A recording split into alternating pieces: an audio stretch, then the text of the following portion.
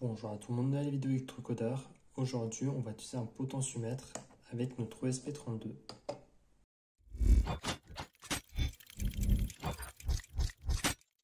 Donc les potentiomètres, c'est assez simple leur fonctionnement, c'est une résistance variable.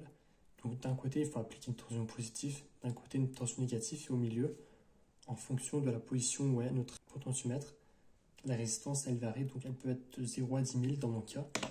Et avec ça, donc, on va pouvoir lire des valeurs et ces valeurs-là, par la suite, on va pouvoir les convertir pour pouvoir faire un signal PWM pour cette LED. Donc, je vais passer au câblage à présent. Donc, la patte la plus à gauche de mon potentiomètre, je vais la brancher au 3,3 volts. La patte du milieu, je vais la connecter à la pin 34. Et la patte à droite, on va la connecter sur la masse. Ensuite, notre LED, qu'on utilisera plus tard, on va la connecter. Donc, une partie, on va passer par une résistance, le plus par exemple. Notre LED a une résistance de 200 ohms et avec cette résistance de 200 ohms, à la suite on vient se brancher. On vient se brancher sur la pin 5 par exemple. Et la partie moins de cette LED là, on va la prendre et se connecter à la masse. Donc voilà, le câblage est effectué. Maintenant que le câblage est fait, on va pouvoir passer au programme.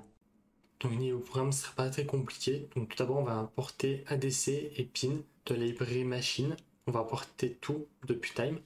Ensuite, on est en train de créer un objet ADC sur la broche 34 et on fait une étendue totale, donc 3,3 volts. Et donc dans le while true, donc tout ce qu'il va faire en boucle, on va faire pot est égal à can.read, donc ça va lire la valeur de notre potentiomètre qui sera entre 0 et 4095 normalement. Et ensuite afficher can égal à la valeur du potentiomètre. Et chaque 100 millisecondes, on va refaire ça. Il faut essayer de laisser un petit délai pour éviter de surcharger le processeur. Donc 100 millisecondes, c'est pas mal.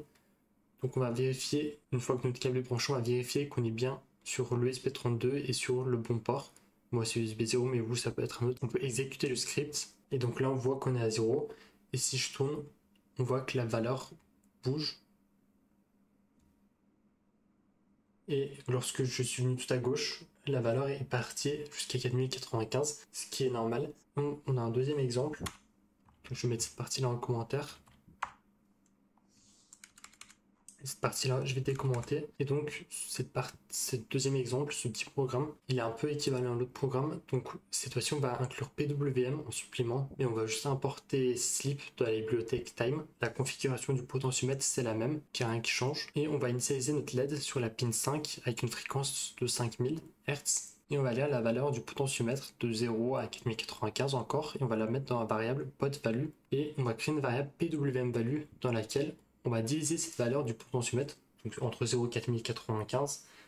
Donc imaginons qu'on a une valeur de 2000, on la divise par 4095, donc ce qui nous donne environ 0,5. Et ça, on va multiplier par 1023, donc ce qui va nous faire 500. Et donc, ça va nous faire un duty de 500, donc une luminosité à environ 50%. Ce calcul, il est assez basique, mais il permet en fait de faire le duty, la variation, qui permettra de contrôler la luminosité de notre LED. Et ensuite, on attend 0,1 seconde encore pour éviter de surcharger le processeur. Donc, on fait un petit slip. Et le while true recommence à lire la valeur et à la remodifier à l'aide de notre potentiomètre. Ça, j'enregistre ce programme. Normalement, tout est bon, mais je peux revérifier. ESP32, CP2102, ok. Et on peut exécuter le script. Donc là, on voit, plus je tourne, plus la luminosité de la LED augmente. Et donc là, on peut contrôler la luminosité de la LED de manière très précise avec notre ESP32 et un potentiomètre. Donc j'espère que cette vidéo vous a plu. Si c'est le cas, alors vous pouvez vous abonner, liker, partager et commenter. C'était Electrocodeur. Ciao!